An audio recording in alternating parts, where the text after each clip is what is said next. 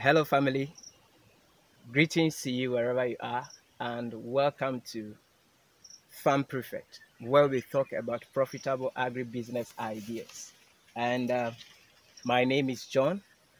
I am passionate about farming. And so, if you are looking for a place to learn more about agriculture, then this is the right platform. If today is the first time you are here, please consider subscribing. And if you have already subscribed, thank you for coming back. And always remember to come back because we will upload good stuffs here from time to time. So today I'm back to my farm.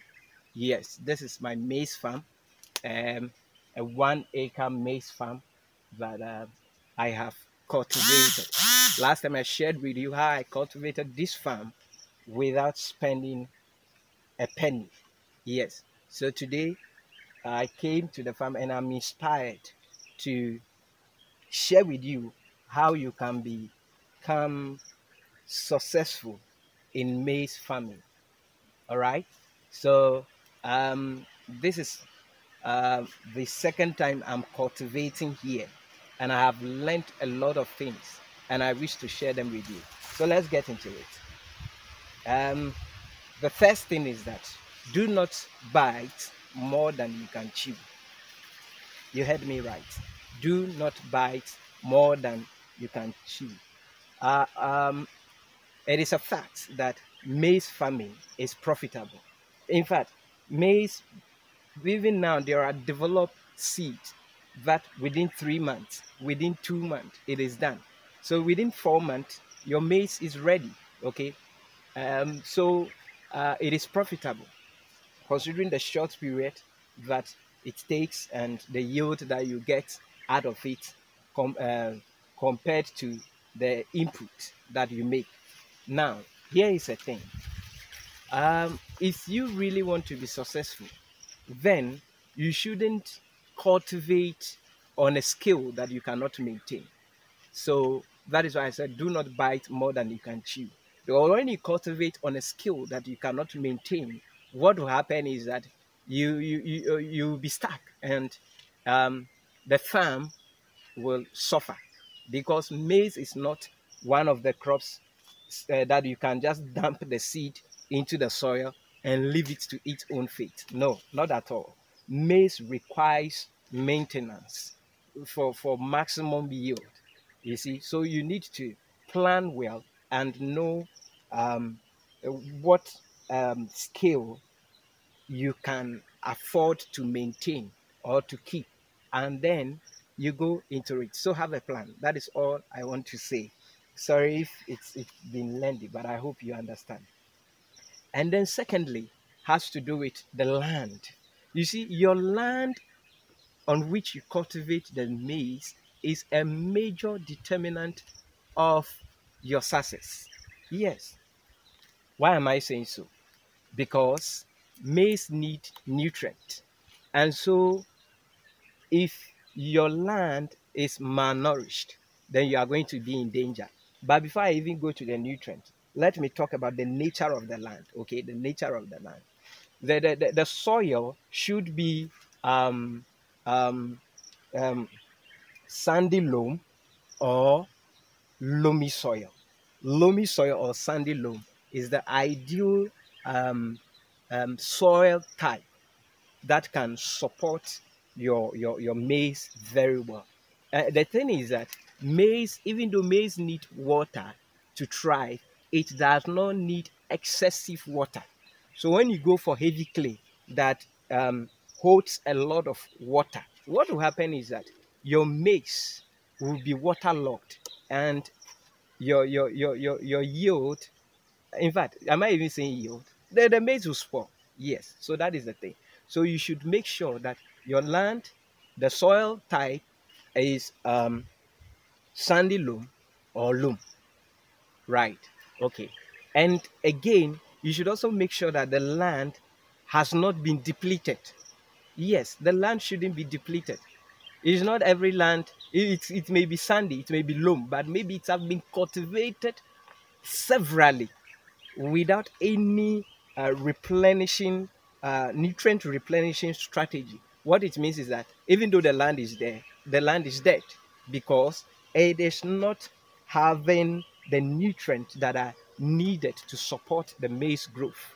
And so I advise people that if you are going in for a land, look at a land which is one, a virgin land, which means it has not been cultivated before, or that it is a fallow land, which means that it has been left for a long period of time without being cultivated.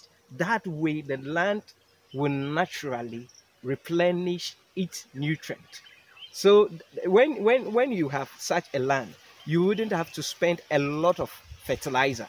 So the cost of fertilizer too would have decreased for you. In fact, the first time I cultivated here, I didn't use any form of fertilizer because the farm or the farmland was left to fallow for I think a period of 1 or 2 years. So when I came in, it was already rich for me to use. All right. Then the next thing that I want to talk about is your seed. Seed. The seed is very important. You see, there are different kinds of seeds.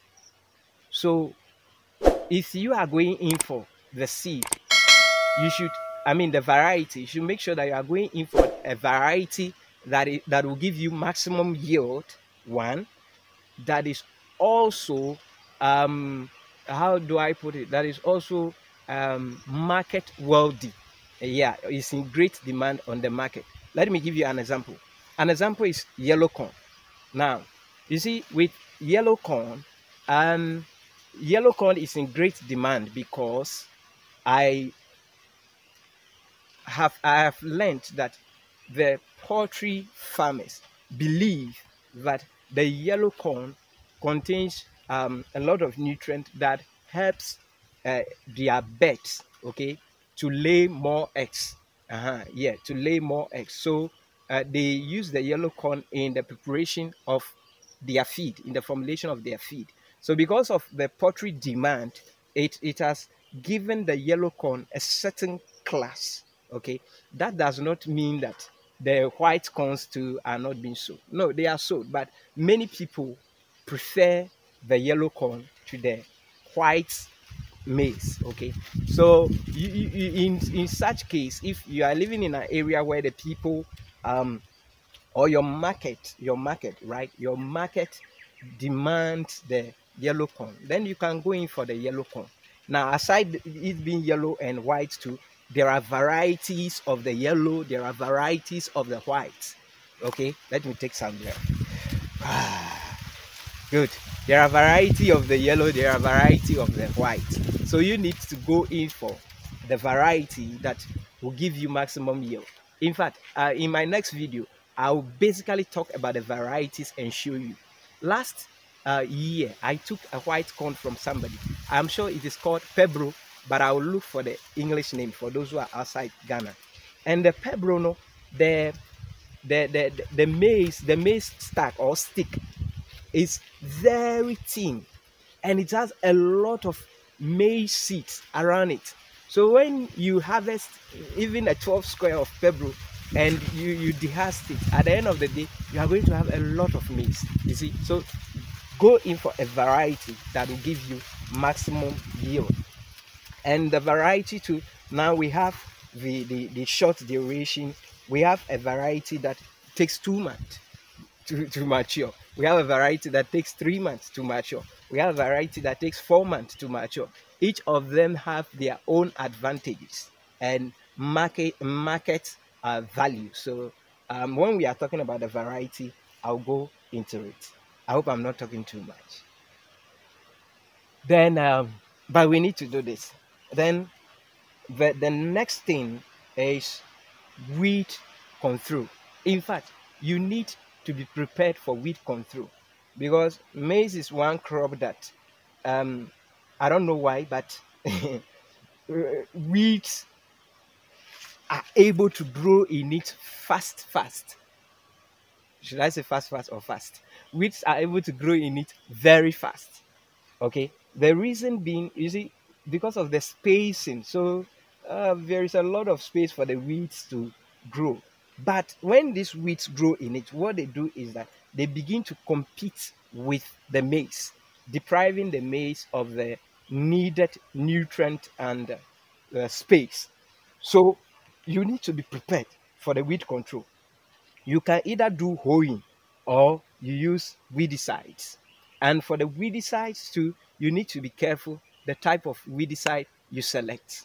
Yes, because some of the uh, weedicides, even though they are selective. Now, hold on. You see, we have weedicides that kill all kinds of grass. Yes, they kill everything, including the maize. That is not the kind I'm saying that you should use for your weed control, not at all. Then we have a weedicide that is selective. The weedicide, it has been formulated such that it is able to identify that this is a maize, and then it accepts it from the killing and kills any other grass. So there are a lot of weedicides on the market there. I have used some that failed me. Yes, I think I have to start product review. Yeah, I have to start to help farmers. I will review farm products from weedicide to machineries to everything. So subscribe. We mean business and we will do it. Yes, I was made to buy a weedicide. I asked another farmer and then he recommended one that he has used. Now when I went to the agro shop, I mentioned it to the person, to the seller, and the seller told me that that kind that I need is not available, but there is another kind which also work well. Okay, so I bought it and I came and sprayed it straight. I did the spraying. My brother, my sister. Days later, when I came to the farm, it was as though the weedicide was a fertilizer that I came to pour on the weeds. And it worried the maize so quickly. I have to go in and buy another weedicide. So it cost me. You see that thing? So what I'm saying is that you need to be careful the kind of weedicide you use. And also, you need to be careful about the measurement of the chemical. The instructions, you need to follow the instructions.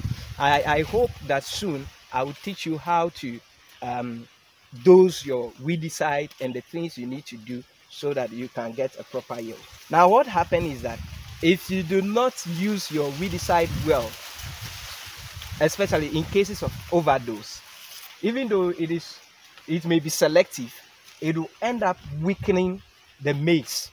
And so when you come to the farm, you see that a lot of them have fallen on the ground. I will show you one of such case from another farm. Yes, I will put the video on the screen for you to see. It was as a result of the weedicide. And so weed control is very important. Control your weed well. Let your farm be clear, and you see that your maize will do well. The thing is that when your farm is bushy too, it does not only deprive the maize of the needed nutrient, but it attracts rodents, stubborn rodents like grass cutter. What grass cutters are doing to me on this farm? Maize farm is not for the weak. It's not neither for the faint-hearted. So when you keep the farm clear, it will allow air to blow through and the maize will grow well, wouldn't have competition with other weeds. And the other thing I want to talk about is fertilizer. Fertilizer is important, okay? Normally, we use either the ammonia or NPK. Yes, NPK 1515. NPK. Now, this is the issue about the fertilizer. You see, the fertilizer is a chemical. You can either do organic fertilizer by, you can use organic fertilizer by animal droppings and all that. Yes, you can use them. But I want to talk about the chemical, like these ones we buy from the market. Yeah. What happened is that, in fact, the organic fertilizer, in my opinion, is the best. Like animal droppings and co is the best. Yeah. But if you do not have that to use, where you'll be going to buy these chemicals and all that, like the NPK and co, one thing I want you to know is that if you do not dose your fertilizer well, you'll be in trouble. Yes, I have a typical case from that I've seen on another farm. the person dosed the fertilizer, the person did the application too early, such that um, it outstretched the growth of the maize. So the maize, even they were very short, they were not up to much the time for tasseling. Then the tassels, these ones were out. These ones, they were out. You see.